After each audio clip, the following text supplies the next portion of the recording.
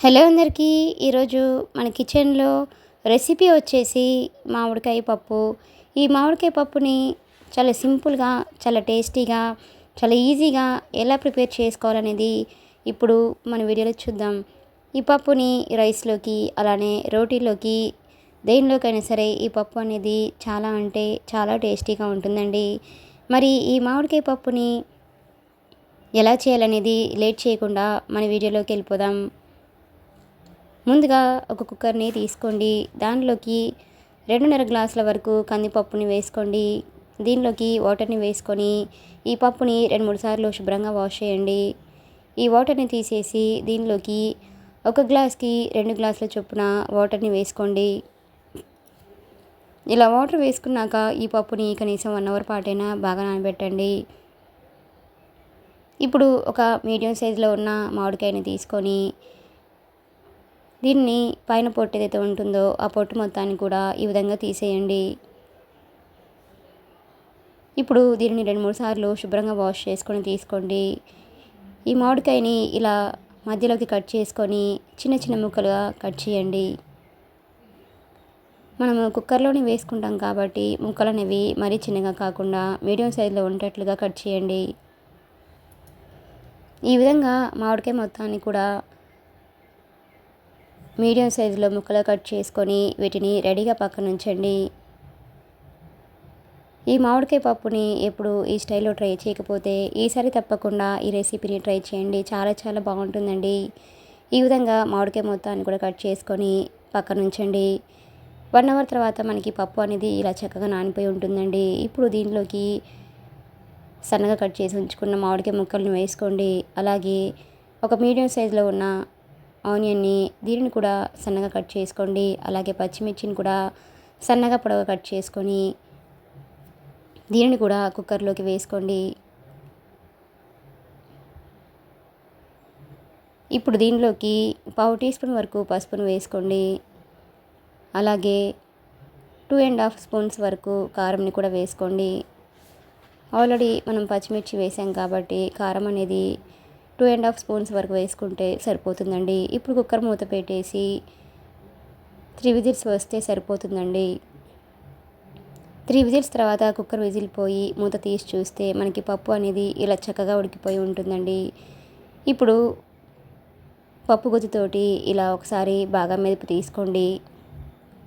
దీనిలోకి వాటర్ని వేసుకొని కన్సిస్టెన్సీ అనేది మరీ పలుచగా కాకుండా అలాగని మరీ మందంగా కాకుండా ఈ విధంగా ఉండేట్లుగా చూసుకోండి. ఇలా పప్పు మొత్తాన్ని ఇలా బాగా మెదుపుకున్నాక దీనిలోకి మీ టేస్ట్ తగ్గట్టుగా సాల్ట్ని కూడా యాడ్ చేసుకోండి. ఇక్కడ సాల్ట్ అలాగే కారం అనేది సరిపోయిందో లేదో ఒకసారి చెక్ చేసుకోండి. ఇప్పుడు సాల్ట్ మొత్తం కలిసేలాగా ఇలా ఒకసారి బాగా మిక్సింగ్ చేసుకొని ఇప్పుడు మన మామిడికాయ పప్పులోకి ఇదేనండి అసలైన సీక్రెట్. రోల్ని తీసుకొని దానిలోకి 4 పొట్టు తీయని వెల్లుల్లి రెబ్బల్ని అలాగే 1/2 టీ స్పూన్ జీలకర్ర కూడా వేసుకొని వీటిని ఇలాగా కచ్చపచ్చగా దంచి వేసుకోండి. ఈ మామిడికాయ పప్పులో ఇది వేయడం వల్ల మనకి పప్పు అనేది చాలా టేస్టీగా చాలా బాగుంటుందండి.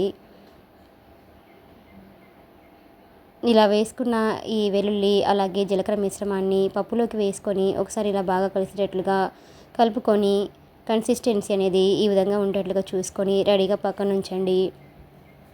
ఇప్పుడు స్టవ్ ఆన్ చేసుకొని కడాయిని తీసుకోండి.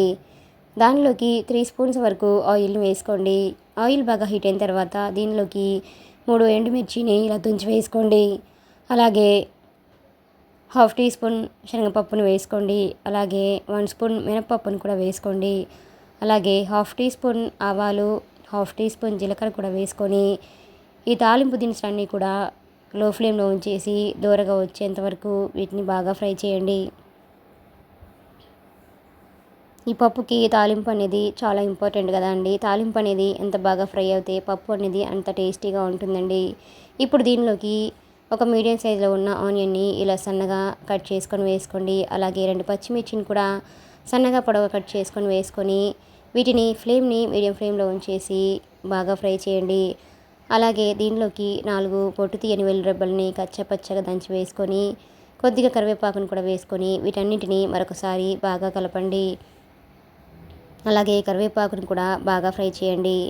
ఇప్పుడు దీనిలోకి చిటికెడు ఇంగువ పొడి కూడా వేసుకొని మరొకసారి బాగా కలపండి. చూడండి, మనకి తాలింపు అనేది ఇలా బాగా ఫ్రై అయిపోయాక దీనిలోకి మనం ముందుగా ప్రిపేర్ చేసి ఉంచుకున్న పప్పుని కూడా దీనిలోకి వేసుకోండి. ఇలా పప్పు మొత్తం వేసుకున్నాక తాలింపులో ఈ పప్పు మొత్తం కలిసేలాగా ఇలా ఒకసారి బాగా మిక్సింగ్ చేసి 1 నిమిషం పాటు ఉడికించేసుకొని స్టవ్ ఆఫ్ చేసుకోండి. అంతేనండి, ఎంతో టేస్టీగా ఎంతో ఈజీగా ఉండే పుల్లగా ఉండే మామిడికాయ పప్పు అనేది మనకి రెడీ అయిపోయినట్లే. ఇలా రెడీ అయిపోయిన ఈ మామిడికాయ పప్పుని ఒక సర్వింగ్ బౌల్లోకి తీసుకొని వేడివేడిగా రైస్లోకైనా చపాతీలైనా సర్వ్ చేసుకుంటే ఆ టేస్ట్ అనేది చాలా చాలా బాగుంటుందండి. మీకు కూడా ఈ రెసిపీ కనుక నచ్చినట్లయితే ఒక లైక్ చేయండి. అలానే లైక్ చేయడం మాత్రం మర్చిపోకండి. Please subscribe my channel, like, share and comment. అలానే ఈ రెసిపీని మీరు కూడా ట్రై చేసి మీకు కూడా ఎలా కుదిరిందనేది కామెంట్ సెక్షన్లో కామెంట్ చేయండి. Thanks for watching.